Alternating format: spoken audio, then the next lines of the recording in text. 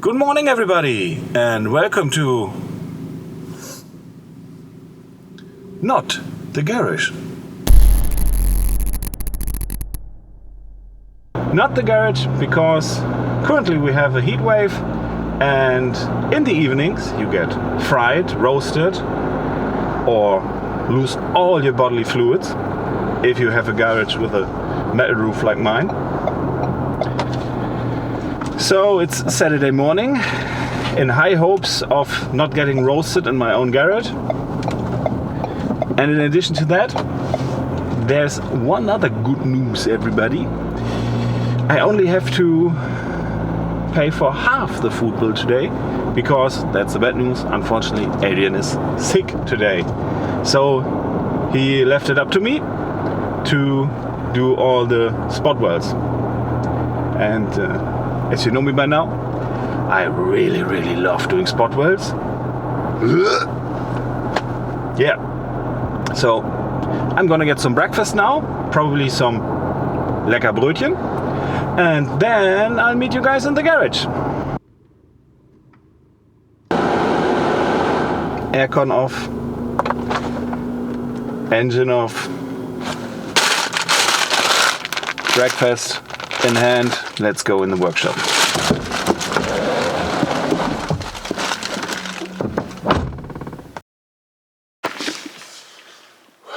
Well, the main idea first of all was to get it a little bit colder inside the workshop or get some air movement.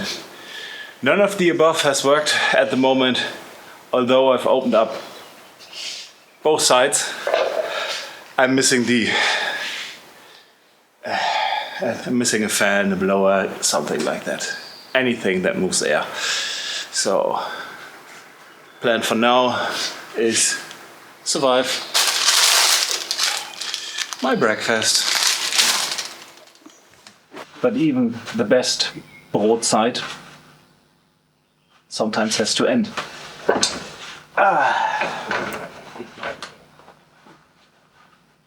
How about we open that package? These are my new welding gloves, which hopefully means I won't burn my fingers anymore. Oh my god, they're warm too. Oh. Oh. They are tight. These are size 10. I don't know how that relates to American standards. Size, so what now? Size 10.5. Size 10 on this one as well. Size 10, size 10.5. So, what is it now? At least they fit.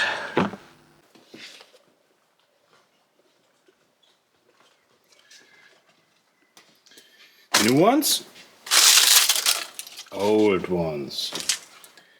Similar in size, I'd say a little bit more worn. Especially since I'm a southpaw, the right hand, where you can see the sunlight, where there's not supposed to be any sunlight. And that's why I burnt my hand. And now they go into the shelf to all the other welding stuff that has left their life in the line of duty. I should probably make a wall mount or something, at least for the helmets. Back when I was in the military, which is a long time ago, there was a saying, ohne Mampf, kein Kampf, which roughly translates to no food, no fight. Unfortunately, there's nothing much else left, so there's nothing more to it than to do it.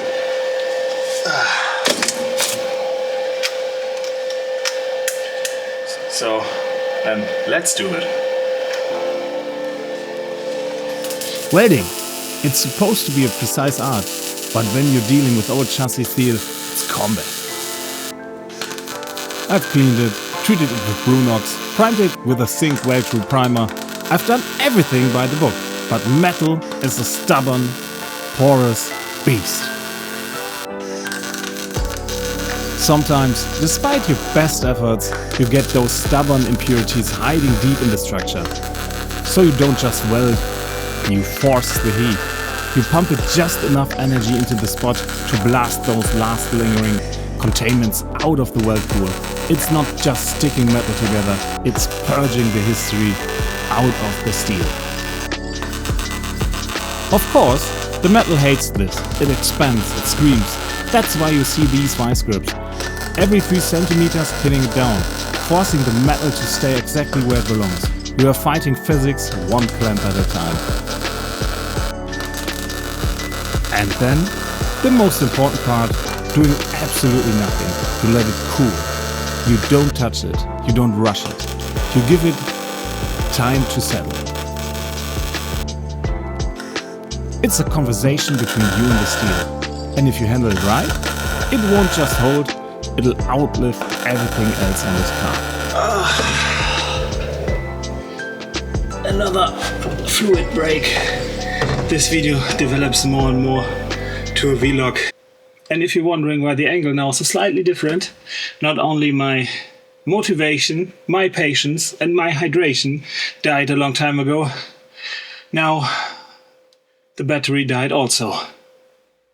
So I'm sitting here talking into the camera without anything happening except me sweating like a pig and philosophizing about why do I do this to myself. I think you Americans and English people have a saying for that. Glutton for punishment, right? It's all for the first drive, guys. You know that feeling. I hope you know that feeling. Sitting in your car, turning the key, and it runs, it drives. It roars, it's alive, it's a part of you. Yeah. While seeing my STI in the background. Originally, I bought this one just so I have something to drive while repairing the Skyline.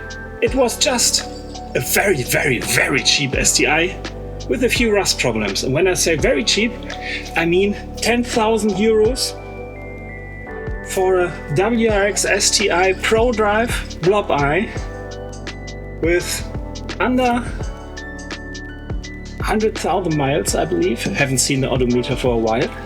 And yeah, I couldn't say no. I just wanted to drive it. It had a little bit of rust on the rear arches. It had a little rust hole in the sill, in the rocker panel. Yeah, and then it didn't make it to MOT or TÜV in Germany. And I thought, yeah, come on, just weld it. Oh, come on, when you're welding it, you could white body it. It's easier that way.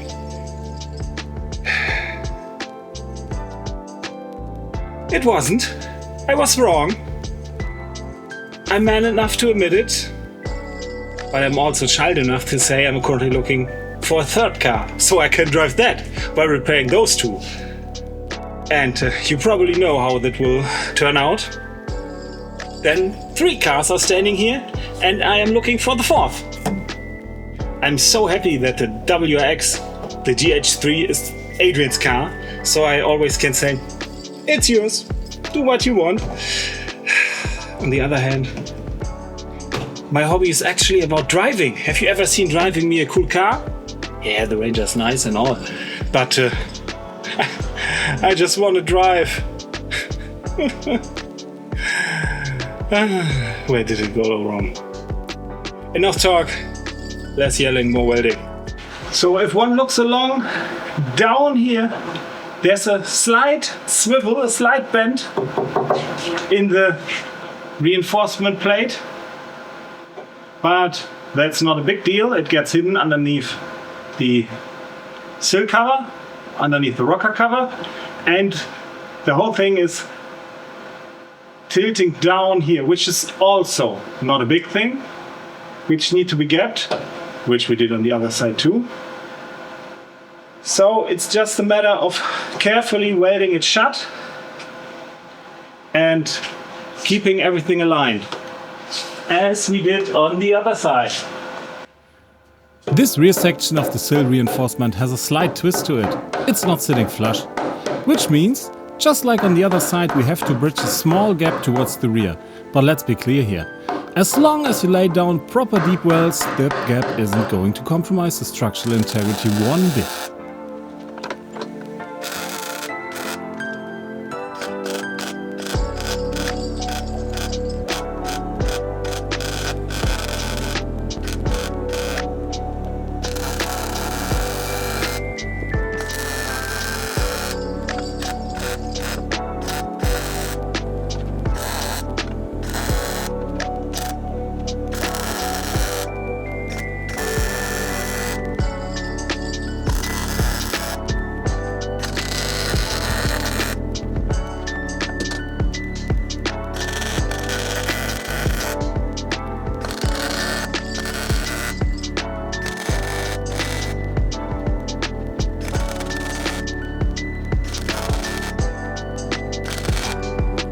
Getting it there, however, is another story. I started with a hammer to persuade it a little bit, then switched to the small angle grinder. When that wasn't enough, I moved to the belt sander, which predictably decided to throw its belt every 30 seconds or so. That was the moment my patience finally snapped.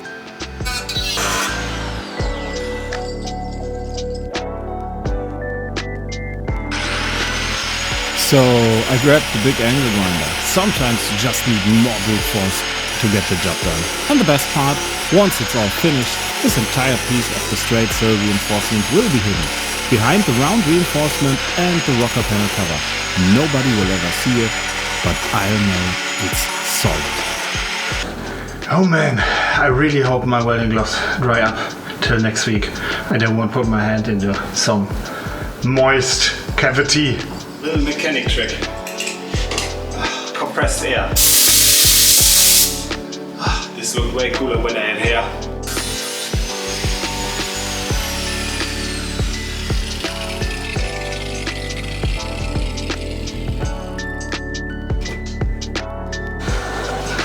Next week's ordeal will be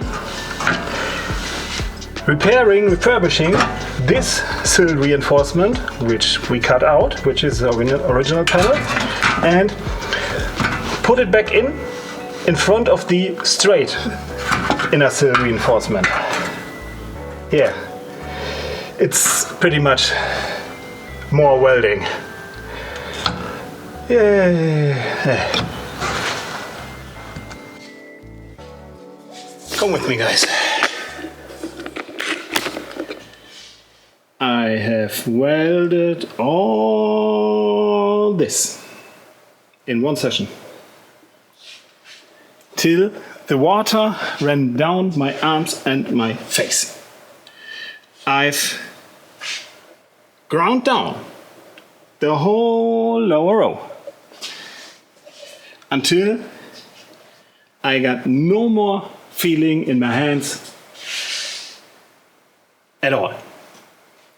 So, the last thing that I am gonna do now, except thank you for watching, is to go home now. So, bye. Till next time. Ooh.